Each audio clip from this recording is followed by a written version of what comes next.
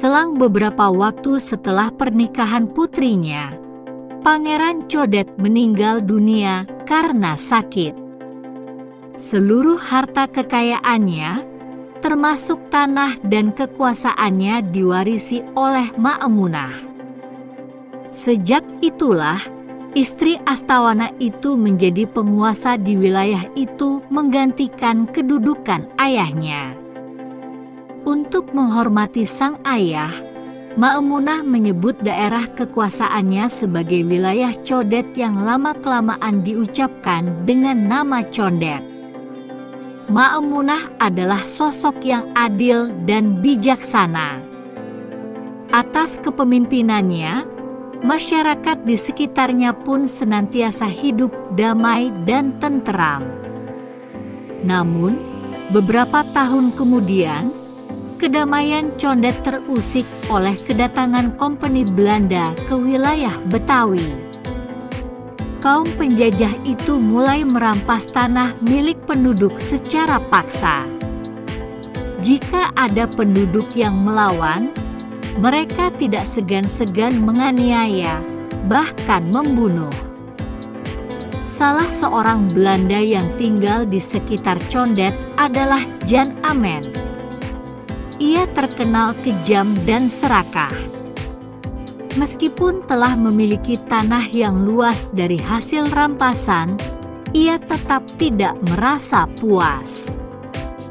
Ia ingin menjadi tuan tanah paling kaya dan menguasai wilayah Condet.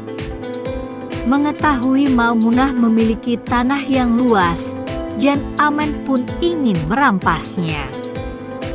Suatu hari, Jan Amen bersama antek-anteknya mendatangi rumah Ma'emunah.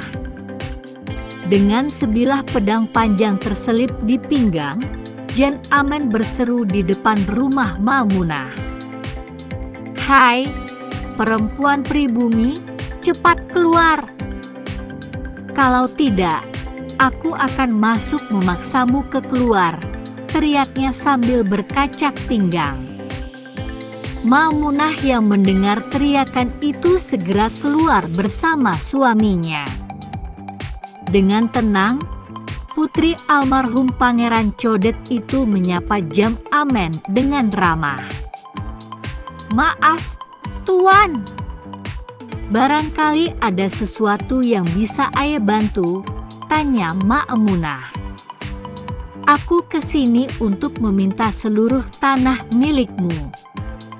Cepat serahkan semua surat-surat tanahmu kepadaku.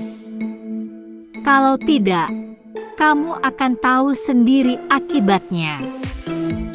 Pedang panjangku ini akan menebas lehermu," ancam Jan Amen. Astawana yang berdiri di samping istrinya angkat bicara karena tidak tahan lagi melihat sikap Jan Amen. "Hai, Belanda pengecut! Beraninya sama perempuan saja. Lawan aku jika kamu berani," tantang Astawana seraya melompat ke hadapan Jan Amen. Jan Amen tersentak kaget dan mundur beberapa langkah.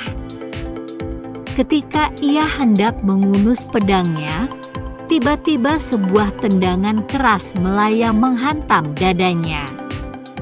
Tentara Belanda itu pun terpental ke belakang dan terjatuh ke tanah. Melihat tuannya tidak berdaya, antek-antek Jan Amen hendak membantu. Namun, Jan Amen mencegah dan mengajak mereka untuk meninggalkan tempat itu.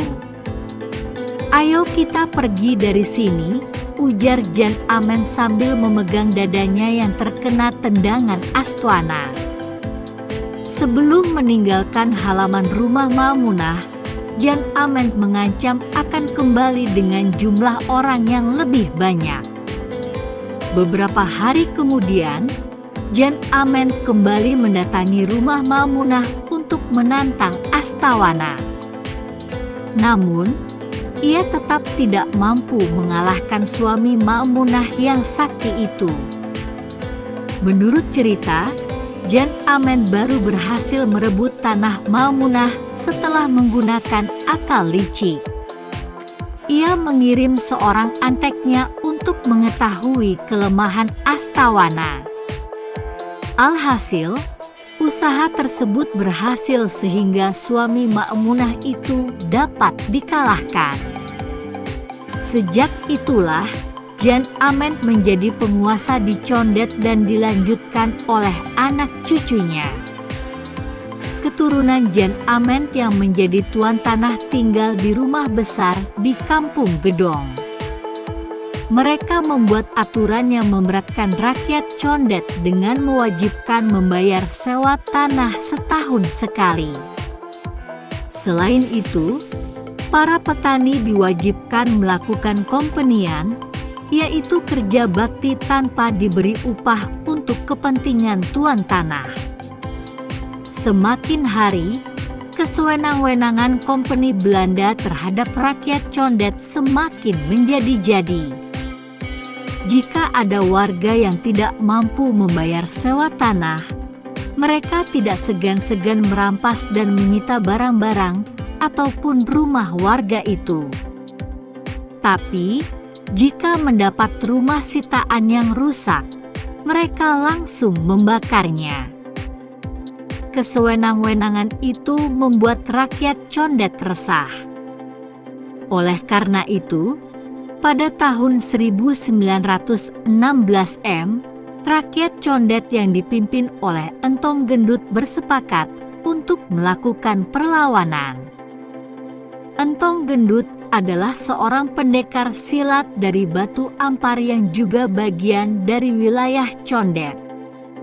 Ia dibantu oleh Astawana dan dua orang pendekar sakti lainnya bernama Modin dan Maliki yang keduanya juga berasal dari Batu Ampar.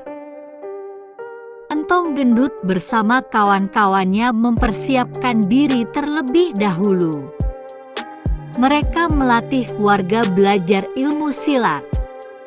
Setelah anggotanya mencapai ratusan orang, perkumpulan silat yang dipimpin oleh Entong Gendut itu pun mulai melakukan perlawanan. Mereka dipersenjatai dengan golok, tombak, keris, dan panah.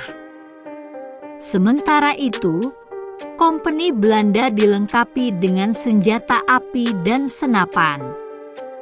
Saat pertempuran sedang berlangsung, anak buah Entong Gendut banyak yang tewas tertembus peluru. Tidak sedikit pula anggota pasukan kompeni Belanda yang tewas, terluka terkena bacok, atau tertembus anak panah. Dalam pertempuran itu, rakyat Condet akhirnya kalah setelah tentara Belanda mendapat bantuan sekompi pasukan. Entong Gendut pun tewas karena dadanya tertembus peluru. Sementara itu, para pengikutnya ditangkap dan dimasukkan ke penjara. Tanah di wilayah Condet baru kembali menjadi milik rakyat setelah Indonesia merdeka pada tahun 1945, di mana hak-hak Jan Ament dan keturunannya dihapuskan.